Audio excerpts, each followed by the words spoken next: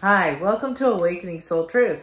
I'm Allison Ledbetter and this is Robbie Short. And we are both Reiki masters, practitioners, meditation teachers. She is a yogi and I am a medium.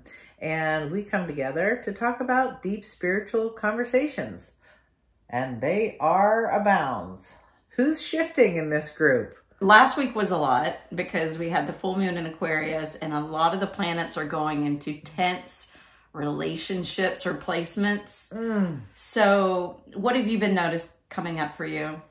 I mean, I've had a lot happen with family dynamics. I think it's good, but we had a day of sheer on crabbiness. We were in New York City and we were in like the financial district area and it was a lot. It was very pulling on the senses, on overload. And I actually felt myself actually tilting almost as if I was out of body and walking to manage it. And so I rarely do that. I most of the time stay in body. I think some of the biggest changes I've observed is actually happening to one of my daughters. She's having imbalances all the time. It's like she's experiencing motion sickness on a regular basis. Now we're going down this path of inner ear and looking at the eyes to make sure there's, nothing very significant happening. But she is saying sometimes she feels like things are really, really wobbly and watery. She says like it's watery. And it's becoming very difficult for her to kind of maintain her exercising, right? Because she's feeling like she's motion sickness when she's running and then for long periods of time afterwards. Interesting. Yeah. And the skin. Yeah. There's a lot of stuff coming up for people with the skin, whether it's eczema or hives or breakouts that don't normally happen or just skin irritation and sensitivity. Yeah. So we're detoxing. We are detoxing. Just think your body's purging. We've even noticed we've lost a little weight. So as you're clearing and cleaning out a lot of this, the karmic cycles, the emotional baggage, the things processed food. Yes. Yeah, definitely. You're going to notice physical changes as well. Yeah, so remember to bless your water and drink a ton of it. So drink your water, but bless it first. You have the power to tell your water what you want it to do. It holds consciousness. So be very conscious of what you're putting in your body, drinking it, drink in those positive affirmations. How has it been for you? There's been things coming up. There's been some stuff coming up for sure where I felt like I had to stand my ground and where I needed to get things off my chest. And at the same time, when this was occurring, things that would have typically triggered me, certain things that were said to me or whatever, I didn't have an emotional response. Yeah, we had our emotional stuff happen. Yeah, that was one of the things I was thinking. That's just one. There were a few. But we even had a... Woo, did we ever? It was good. Yeah. But what I've observed about it is I wasn't triggered emotionally. And I was able to gain a broader perspective and a bigger state of awareness with it. Yeah. Where I was like, okay, I'm not going to let this get under my skin. It is what it is. And I'm just going to maintain equanimity. Yeah. And that equanimity is the state of kind of calmness. And I shouldn't say it's new for me because it's something I've always worked for with yoga and I have it a lot of the time. But for a relationship like ours to have that, in the past, I would be more emotionally invested in it. Yeah. Right? But I was able to stay in kind of the yogi mindset, which was really nice. And does that, when you say I was in the yogi mindset, was that I'm able to realize there might be a projection coming onto me and I don't have to own this, or, yes, absolutely. like I can sit back and not take this personally. Absolutely. And I think that's the biggest spiritual growth, seeing and experiencing kind of all around. And I was able to do that with my partner. Yeah. And I was able to do that with one of my bosses. Yeah, you had a big week with that. I had a big week with it. And I feel really good about it. I do. In fact, my lesson plan this morning was bringing in some yogic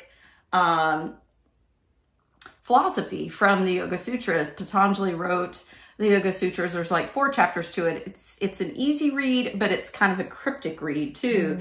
But something he says is very kind of to the point.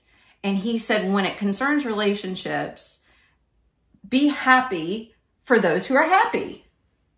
Okay. Now think about that. That's Sometimes that seems like a natural, innate thing, but it's not, because some people can get really jealous, right? Absolutely. So, and then it mentions being compassionate towards those who are not happy. Well, that's kind of innate, I think, with most humans. I know there's some people who are narcissistic and that sort of thing who can't feel empathy and compassion. But Patanjali says, be compassionate for those who are unhappy. I think for most of us, that comes pretty easily. Because when you see someone hurting or when you see someone crying, you want to reach out. You want to help them feel a little better, uplift them. And then he goes on to say, delight in those who are virtuous and hold equanimity for those who are not being virtuous. Okay. So not being virtuous means not being in integrity or immoral or kind of... Which, by the way, brings up a huge point that I've been thinking a ton about, is that, and I always think about integrity, but I was watching this near-death thing talk about that when he crossed his near-death experience on Gaia TV, he talked about it was all about integrity. His experience of the divine was, how were you walking in integrity? And I find that to be so poignant for us to navigate through all of this political stuff. Yeah. Where is integrity? Where's our personal integrity? I know I'm always talking about love as the place of our anchor, but I was like, you know what? I think people understand integrity better. Yeah. So what was his quote again? Patanjali? Yes. Be happy for those that are happy. Be compassionate for those who are unhappy. Delight in those who are virtuous. And have and hold equanimity for those who are non-virtuous. That's hard to do, right? Because when you see someone who's not in line with integrity, if you see somebody doing something immoral or going against the ethical code, or someone who's being aggressive, like, it's hard to maintain calm equanimity. But that's the yogic way. Is it? I would fail at that. It is the yogic way, though. It's a really good way. I would really fail at that because, I almost feel like it's my responsibility to point out all the lack of integrity in the world right now. I just feel like it's an integrity shit show right now. Oh, but then that's just pointing fingers, and then... I'm not trying to point fingers. I mean, yes, you're right. It is. I was listening to someone from Great Britain, Amanda Ellis, and you should look her up because she's great. She does tarot readings, but she's also a psychic and maybe even a medium, because I know she sees the other side as well. But anyway...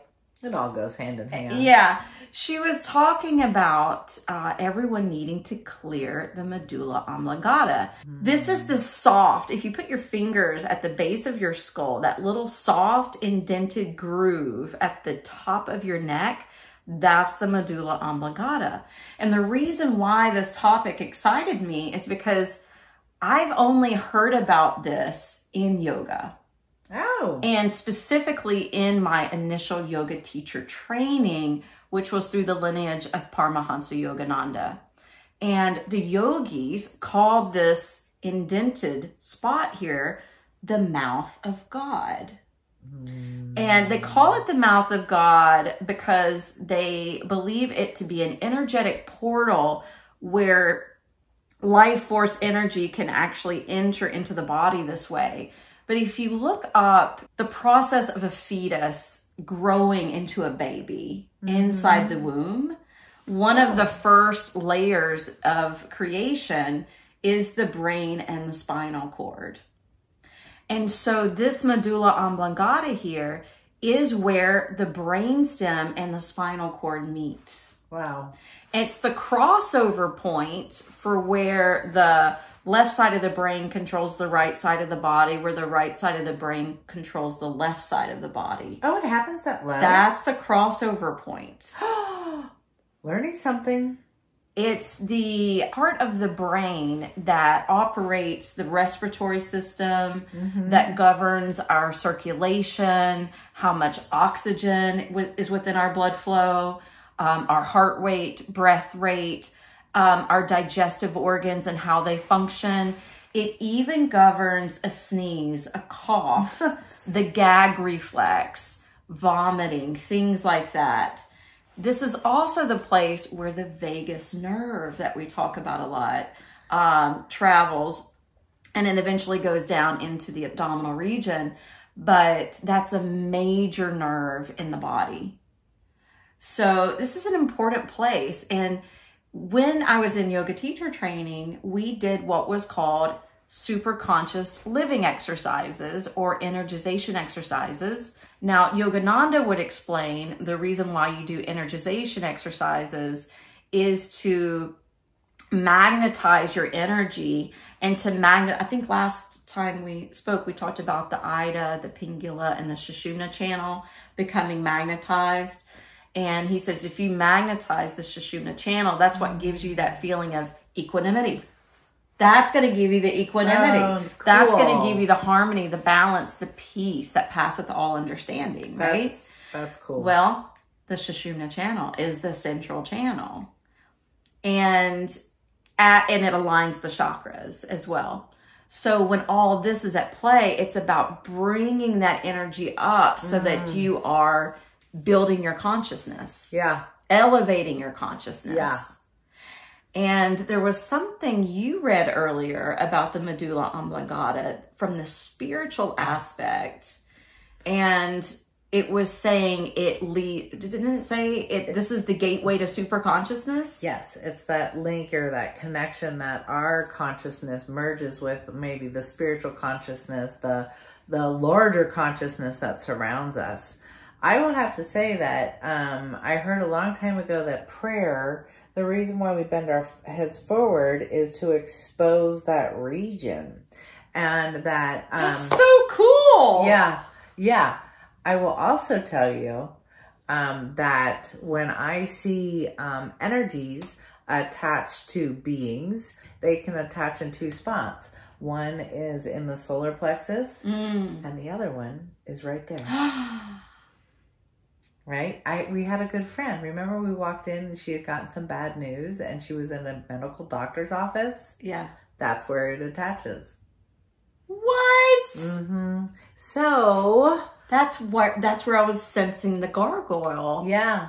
Oh my goodness. So this spot... Separate story. We have exposure to this a lot now because of the bending. And that's why your people texting, typing. Yeah, that's why they were saying it was clogged. Yeah, so Amanda Ellis and I can't remember the other person, but they were both talking about how our heads are always bowed these days for texting, looking down at our phone and devices, and how it's too open, which means it's very clogged. And so last week I did a lesson plan on this in one of my yoga classes. Let's just quickly say it's being exposed to way too much influence. It's not just the spiritual influence anymore. It's being exposed to all these waves of energy that are unseen. And so with having our heads constantly down, this isn't meaning we're becoming more spiritual. We're saying that what's in the environment has clogged it up. Yeah, and so the vision that I got when I was, we're going to do a technique in just a minute. Oh, cool. And it's the Yogananda technique. When she was talking about it being clogged, and I did a lesson plan on it before we were doing this or while we were doing this, I got this vision of, do you know when you're standing close to a window and the blinds are open or there's just like some sheer drapery? Yeah. And as the beams of light are coming in, sometimes you see all the dust particles that are flying in the air. Like you don't realize how much dust is just in the air until you're close to that window. That's the imagery that I received when we were working on this. Wow. So it is just clearing and cleaning it out. So you want to do that technique really quick? Absolutely. We may be bumping arms, but it's okay. Take your first 2 fingers and you're going to take it to, or 3, actually, I'm going to do 3. Put it into that soft spot. Okay. And you're going to have your head just slightly bowed and you're going to massage 3 times one direction. So do bend it a little forward? Yeah. Okay. And then massage it the other direction. And then we're going to do a breath work. Okay, pause the massage. We're going to take a short, long inhale through the nose and push the head back into the fingers. Ready? And then breathe out short and long through the mouth. Massage again. 3 times, circling one direction. 3 times, circling the other direction. Double inhale through the nose. Double exhale through the mouth. We're going to do it one more time. Rolling the fingers around to massage that area. And then switching directions. Double inhale. Double exhale. All right, now remove your hands. Now that is just a tiny little piece that comes from those exercises that Yogananda created. Are you seeing like, whoo? When I looked over at you, it was like I saw all this, it was like blinding light. It was cool. Oh, it was like, cool. whoo. Very nice. So another thing that can be suggested is just, exercising the neck. So let's do that really quick. Okay. Inhale, turn your chin and nose up. And then as you exhale, bring your chin back to parallel because we already know we're bowing our head too much. So bring your head down to neutral and then inhale up. Exhale to that neutral position. And then we'll do it one more. Power of 3. Inhale. And exhale. And then inhale, turn your head to the left shoulder. We're not mirroring you guys at home. Exhale, turn it to the right. And we're going to do that twice more. Inhale, head turns left. Exhale to the right. One more inhale, gazing over the left shoulder. And exhale to gaze over the right shoulder. And then come back to center. I just thought of something else. Oh. So, the heart chakra, we did a whole chakra series on here, by the way. So if you haven't seen those videos, go back in our video capsule, our catalog, and you'll see a whole section on the chakras. But the heart chakra is the middle of the 7. It's the place of integration, right? The seat of the soul. But when you move up to the throat chakra, they say that's the first one that moves towards the spiritual realm. Oh, yes. And then what's here at the base of the skull at the top of the neck? The spiritual connection. The mouth of God, the gateway to the super consciousness. Very cool. But work with that every day and see if you can start to sense a difference. Yeah. Because our nervous systems are really amped up right now.